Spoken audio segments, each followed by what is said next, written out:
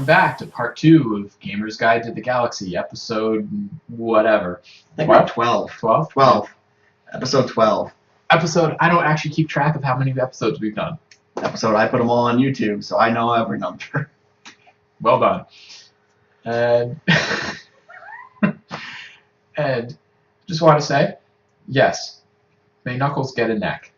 Please. I don't know how the guy eats. Anyway, this is the show all about all things gaming, and where you can join in the chat right over here, and you'll be on this actual stream and show and on YouTube. Yeah, cool. Yeah. I'm Chris. This is Miles. This is Miles filling in for Jacob. And I'm Adam. Okay. And our next topic to talk about is Ubisoft. So Ubisoft has put out a few games recently. They've been taking some heat for some things. There's a lot of things going on with Ubisoft. A lot of things. Let's first talk about Assassin's Creed. They seem to release a very buggy, glitchy game. I've seen a lot of footage of faces disappearing and creating what's basically your nightmare. Like the eyes and the mouth will still be there, but it'll just be emptiness underneath the hair. Okay. That sounds delightful. That I've seen, just NPCs gliding by like on skateboards or something, just like they have the path set up that they're supposed to go, but they forgot to put in the actual animation of them doing that. Future enhancement. You don't need animation on the release date. Come on. That's what patches are for. That's the problem. I think Ubisoft is relying too much on that. That's what patching is for. Seriously. Like, you don't need the little things like, animation. You can just hover across a field. Yeah, next soon we'll just buy the game, we'll put the disc in, and it'll be a black screen with a little note saying, "Game coming next patch." Oh boy, I'm so glad I got it at launch. The game will be coming, but you won't necessarily get the animations. The animations are much more complex. Oh, and the controller doesn't work until patch 4. Right, exactly. Patch 1, you actually just get the preview for the game. Yes. You get the start menu. Yes. We worked so hard on the start menu. Here you go. Hope you enjoy. Forget alphas and betas. They're just going to start releasing it in patches. Hope you enjoyed paying me $60 for this start menu. Don't worry, patch comes eventually. Yep, we'll patch it. But level 2 comes as DLC.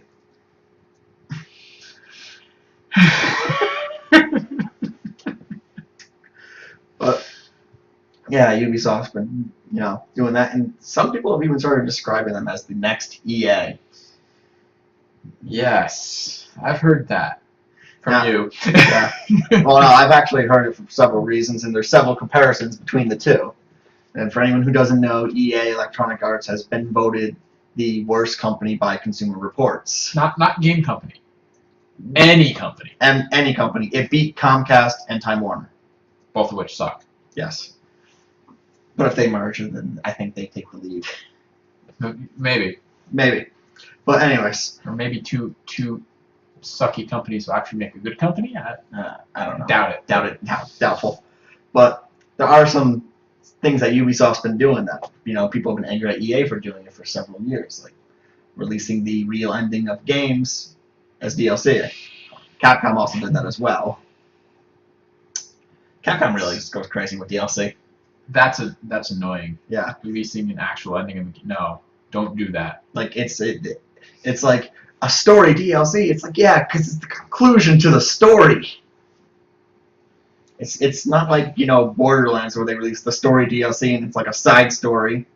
It's the ending of the game. That's like going to a movie in a movie theater, watching the movie, getting to just about the end of the movie, and the movie ends abruptly and says, if you want to see the rest of the movie, buy the DVD or Blu-ray, whatever. I was going to say, come back next year for part 2. Well, there's that. And too, then part 3. That's obnoxious too. Yes, that is. I hate that. Like, I imagine you're thinking this, The Hobbit. Yes. Yes, I was thinking of The Hobbit, but Let's milk The Hobbit for all it's worth. yes, throw in about 6 hours of unneeded footage. About things that weren't actually in the book. No, they were in the appendices. Not even. Not Some even of the them weren't Hobbit in it. appendices. They were in, like, the Similar Aliens appendices. I have no idea if I pronounced that right. And it was, like, in the Lord of the Rings appendices. It's like Silmarillion? I can't even say it. I have no idea. I can visualize the word in my head, but I cannot pronounce it. But the other link between Ubisoft and EA is EA has Origin. Ubisoft has Uplay.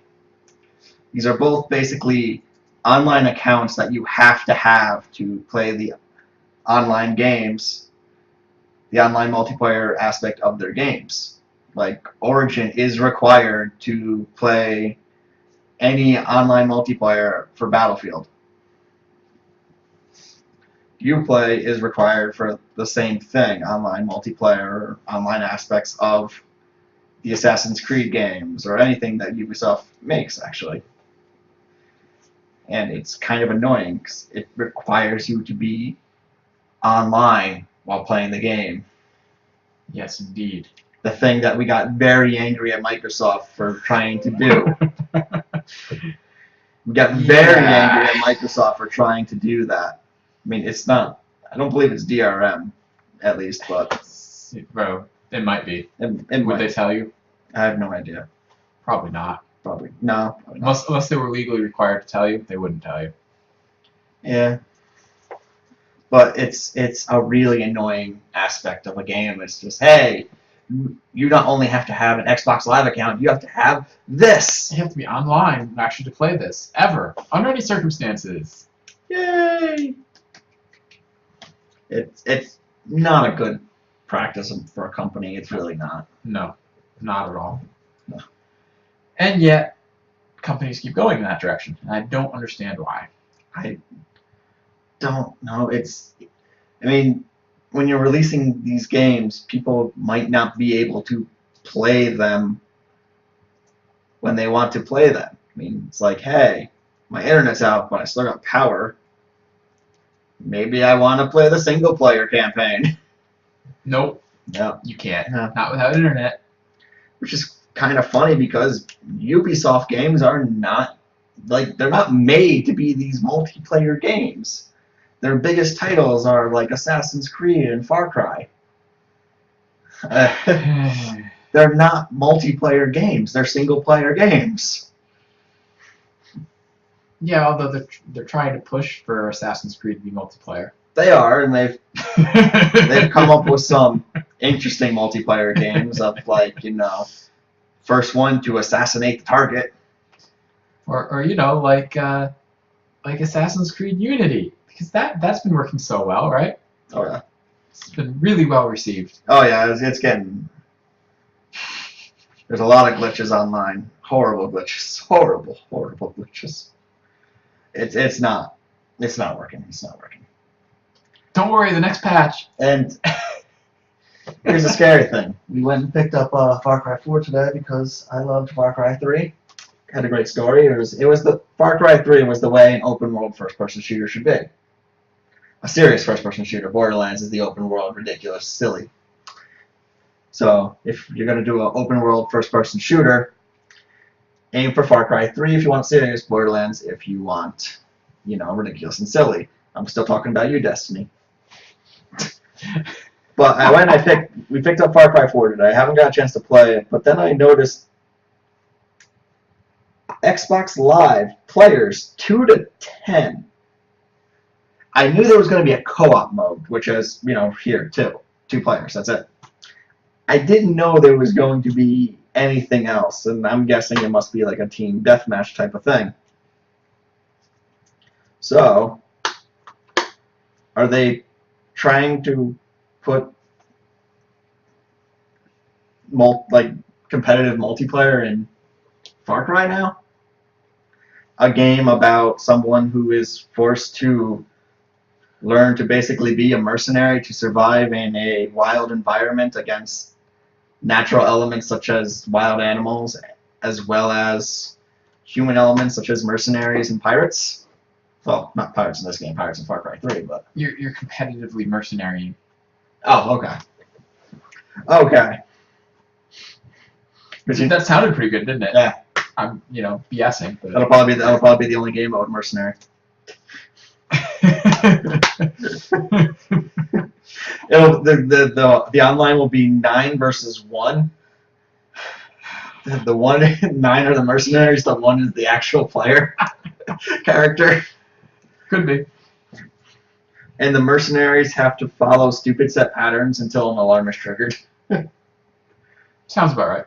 I mean, when I played Far Cry 3, I never once in the middle of playing thought, this would totally be better than Call of Duty and online multiplayer. Really? You didn't think of that, huh? No, I didn't. Why's that? Because it's not set up like Call of Duty. It is a first-person shooter, and it is one of the more standard first-person shooters in the way that, you got real, actual guns, and they're, stuff like that. Okay. Get it later. Miles, pick that up. God damn it, Miles, you do nothing. Why did we bring you on the show? Oh, a pun. That's right. That's right. But it doesn't play like that because you have to go out, you have to hunt animals to get things like their skins to make things. It's just not the way you would think. You can only hold 4 guns, but you can only hold 4 guns after you kill enough animals to get the holsters for them. Yeah, so like, not once was I playing that going, this needs online multiplayer. Because one of the great things about it is it's an open world game. So you're saying you played the entirety of Far Cry 3? Yes. Without ever thinking that it should have a multiplayer? No, a co-op, yes. Because Far Cry 3, it technically had a co-op, but the co-op was made by a third-party company at the last second, and they had no idea about the story at all. Awesome. Yeah, they fixed that, and the co-op in Far Cry 4 is made by Ubisoft, by the same team that made the game. It could use a co-op mode, but definitely not an online multiplayer, because one of the great things about it was the open world aspect. That's what made it. That and the story is what set it apart from other first-person shooters. Maybe it's a 10-person co-op. I don't think so. Otherwise, they would have put it under co-op. Oh, okay. Because they have a line labeled co-op. Oh, do they? It just says 2. Okay, so it's only 2-player co-op. Yes. But 10-player multiplayer. Yeah, so I'm guessing it's going to be like a Call of Duty, a team deathmatch type of thing, and what are you going to do? Jungle warfare tactics? Oh boy. You just pull out your companion app. What? What? What? Stop advertising for them. This is stupid. Arena Master companion game in the Far Cry 4 arcade poker game. No advertising. No. Bad. I don't think she's just saying. The available now on iOS and Android devices is the thing that really makes it look like advertising. You are advertising it now. Okay, she copy pasted. No. We're doing a show discussing it. Yes. That's not advertising it. That's what we do. Well, we do. We do technically advertise things. We advertise whether you should buy something or not. Assassin's Creed Unity has a lot of glitches. Do you really want to play something with glitches? I don't know. Wait for the next patch. People like Goat Simulator. Or Sonic Boom. I don't know. I haven't seen glitches in that yet. It's not Sonic 06. I'm sure there's glitches in it. Okay. I'm sure there are. If it's all, it was made in a month by a team in a box. If it's all like Sonic Heroes, there will be glitches. Okay. And they will be catastrophic glitches. Like you'll be in a spot and you just die for no reason. Or you take a step to the left and you fall, and you don't stop falling. Or you stop time and are somehow able to do things that you can't do when time is stopped. Wait, what? You can stop time? In Sonic Heroes, we're sort of getting back to the Sonic, but oh well. Yeah. In Sonic Heroes, Shadow can freeze time. It's just one of his powers. He's able to do this. So when he was a bad guy, why didn't he just do that to everything? He did. That's what made him so powerful. Oh. So how did he lose? Guy can freeze time. I don't know how you beat that. Do you really want to know how he lost? Sonic learned how to freeze time too, and then never used this as his power ever again. So that opening cutscene could have gone more like this. Well, no, you need a Chaos Emerald. Or well, I guess Chaos Crystal. You need a Chaos Emerald, so maybe that's how they got rid of it. There are no more Chaos Emeralds, they're Chaos Crystals, so therefore he can't do it. There you go. Got it.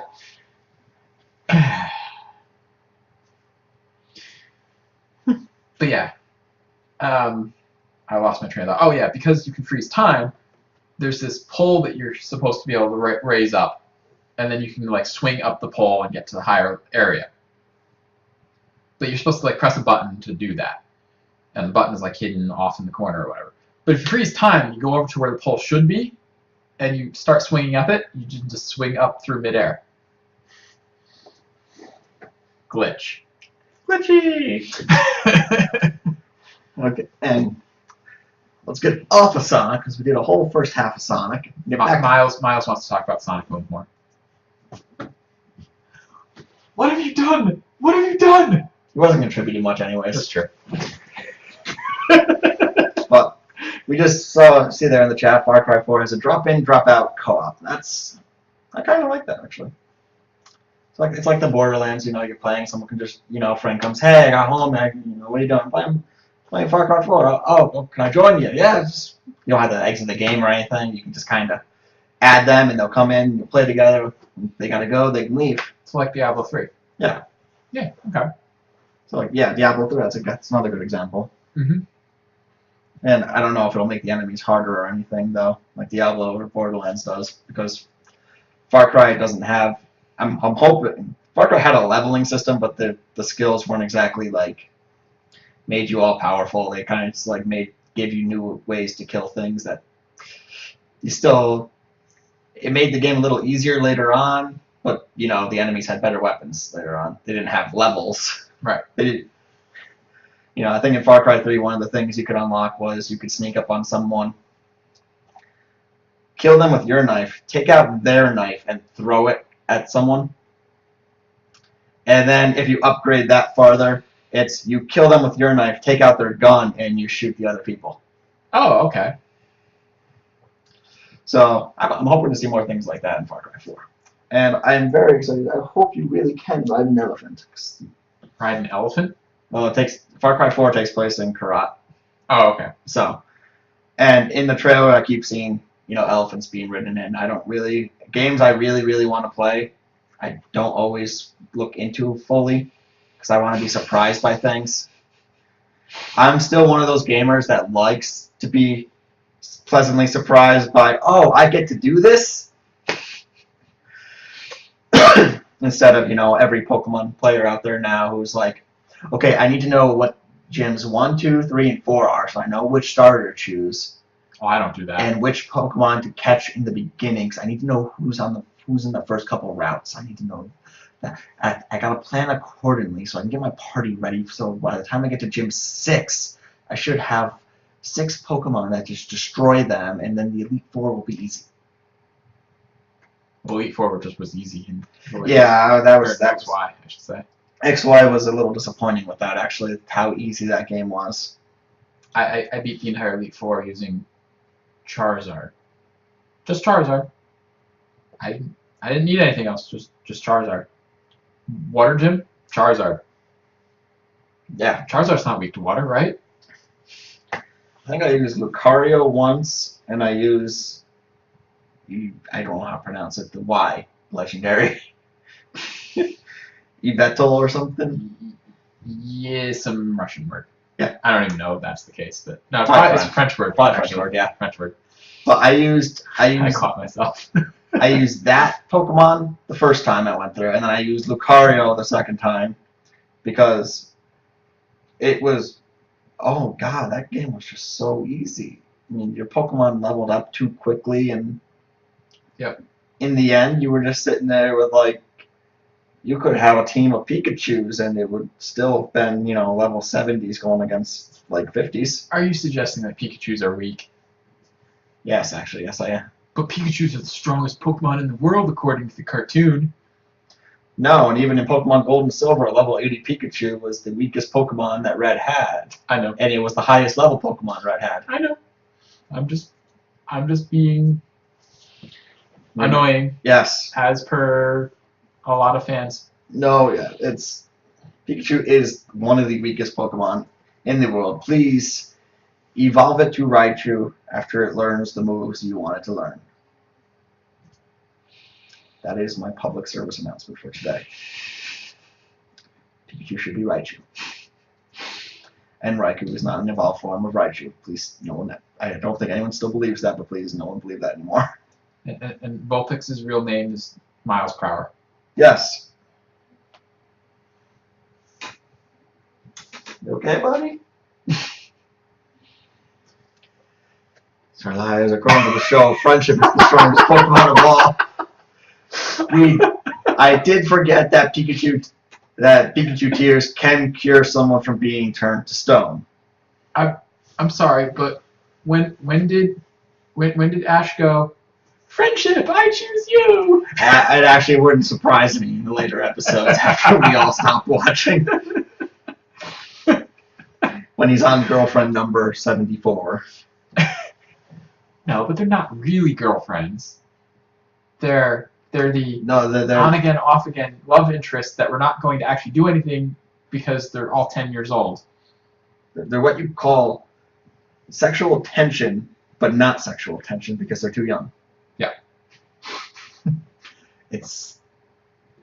That show is really weird thinking about it. Sending 10-year-olds off into a world full of monsters that can control space and time and create matter. Not to mention, cause lightning, attack you randomly.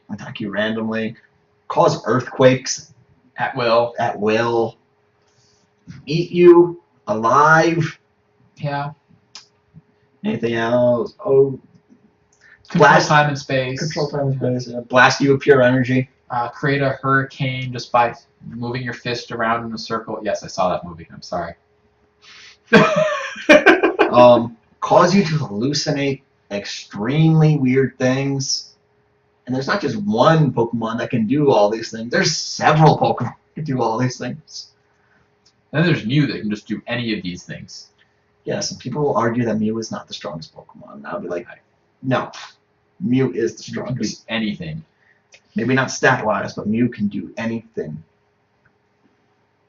Yep. Including transform into the other thing that's stronger, stat-wise. Yes. Okay, but I got it. All Pokemon are actually just Mews transformed. A Pokemon that looks like Jinx? I can think of a Pokemon that looks like Jinx. Jinx. You're welcome. I don't actually understand. And maybe the whole moving your fist thing. What Pokemon was that? I don't remember that. Mewtwo. Oh, it's Mewtwo? In the movie where Mewtwo creates this giant hurricane, worldwide hurricane. Oh, yeah. And the only spot where there's not a hurricane is his little island where he's got all the clones. That's Pokemon in the first movie. Yeah. Oh. Yeah. I forgot that he did this motion. I just remember the hurricane. He's just sitting there like... And there's just hurricane. And it's all... And he starts it while all the people he invited to come are trying to cross the ocean. Yeah. It's like, okay, so kill out the weak ones and let the strong ones get through. Actually, that wouldn't surprise me if that's exactly what Mewtwo was thinking. Same Pokemon that can do horrible. Oh, Jinx is terrifying, yes. Yeah. What is Jinx? Psychic and ice? Yes. And so it can make you hallucinate, control your mind, And cause a blizzard. Cause a blizzard. And kiss your face off. Yes. Yep. And on that note, it has been an hour. It's time for Gamer's Guide to the Galaxy to go away for another week. Thanks for watching. Once again, I'm Chris.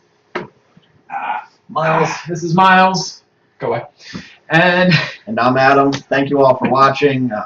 If you like the show, give us a follow, give us a like, give us a subscribe. And have a good night, everybody. good night. I'm going to go up here.